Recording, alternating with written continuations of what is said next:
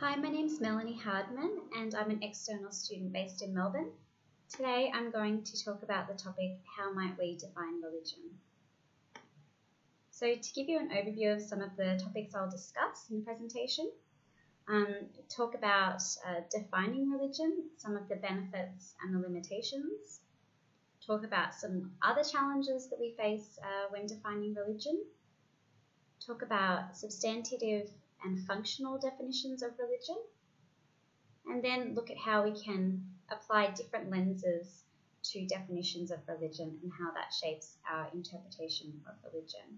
And then I'll provide my own attempt at a definition for your reflection and critique. So defining religion, some of the benefits and limitations. Well, Eisgruber and Lawrence say that in order for us to be able to discuss religion, we need to be able to distinguish it from other categories and other domains. So essentially, we need to be able to have some kind of agreed term for what religion is in order for us to be able to understand it, put it into literature, and understand it within the context of which we're talking about. In a court of law, for example, defining religion ensures that people aren't discriminated or persecuted against based on their faith. So for legal purposes, having that definition is actually protecting people at the individual level. However, some of the downsides, by defining religion, we're dictating the practices that are associated with that particular faith, that particular religion. Some of those public practices, such as rituals, dress, and diet, because they are public, that can foster judgment, hatred, contempt, because those people don't share the same values or because perhaps they're not fulfilling all of the requirements of that religion. And again, to say that religion can be all or nothing, requires total devotion, as we saw in the Ten Commandments. So there is going to be some more judgment if people aren't adhering fully to their requirements. Maybe they're doing some of those practices and rituals, but then not others. So that can foster some discrimination and conflict.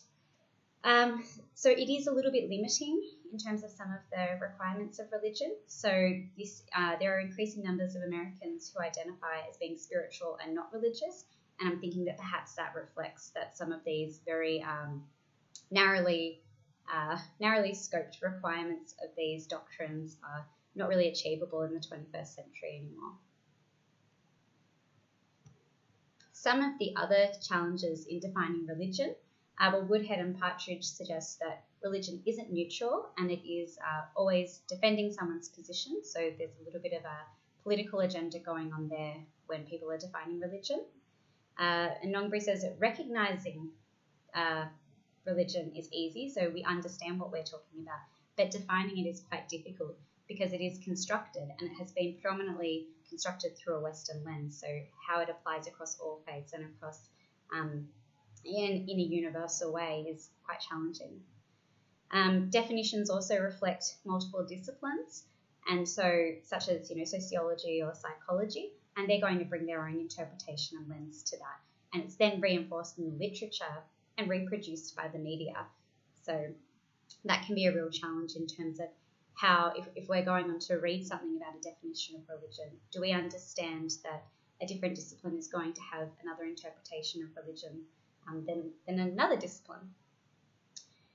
Assad also tells us that a universal definition is not possible because religion is constructed, as we heard before, and it's reproduced, and that constant reproduction creates history, it creates a narrative. And it's a real challenge for us to be able to have a definition that will apply universally to everybody at an individual level and across different faiths, across different cultures. And of course, individual interpretation. So my worldviews, experiences, and culture is going to influence how I experience religion, how I interpret some of the readings and the literature, and what I believe religion to be for myself personally. So if we were going to provide a definition of religion, there are two ways that WA says that we can go about this, and that is a substantive definition or a functional definition. So a substantive definition is about what religion is, and the functional is about what religion does. So I'm going to give two examples. So Bruce, for a substantive definition, It says religion consists of beliefs, actions, and institutions which assume the existence of supernatural entities with powers of action or impersonal powers or processes possessed of moral purpose. So that's telling us what it is. Whereas a functional definition, and this is from Doblier but referencing Rudolph, is religion then can be defined as a system of beliefs and practices by means of which a group of people struggle with ultimate problems of human life.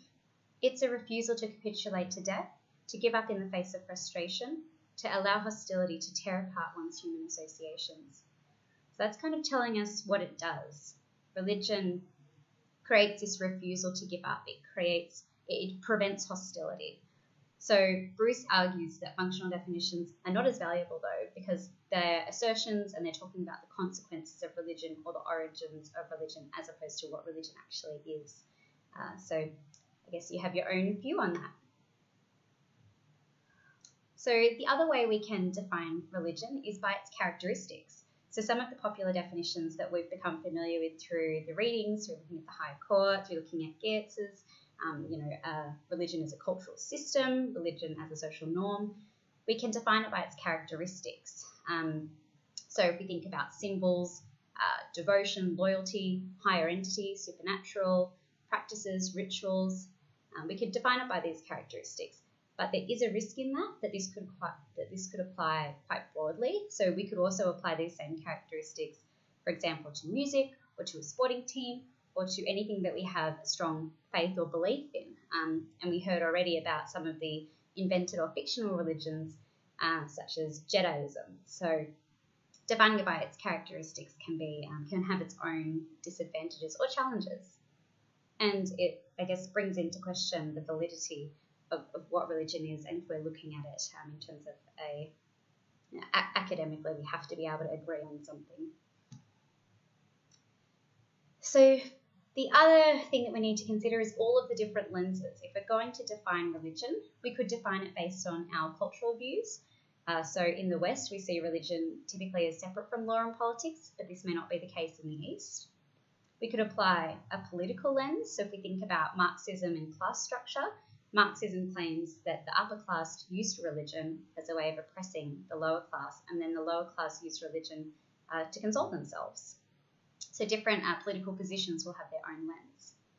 Obviously, as we've discussed, interpretations really play into how we define religion.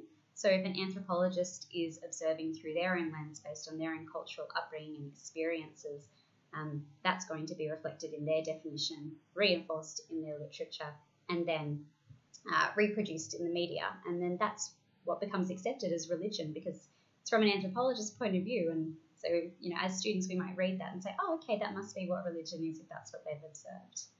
And of course, the different lens, the individual lens. So your own individual interpretation of the text, and also your own individual expression of faith and spirituality and religion. So to finish off, I'm going to provide my own definition for your consideration. Substantive definition: an individual or collective expression that can occur internally or towards an entity to which it's believed exerts high authority or control over one's person or collective's identity. So I'm trying to steer clear of the supernatural themes, you'll notice, because I do think it needs to apply across a broad range of faiths. Functional definition is that practices completed with the purpose of offering commitment, expression of loyalty towards an entity. So again, that's about what it does, so it's offering commitment. So I hope this has given you some insight into how we might define religion. Thank you.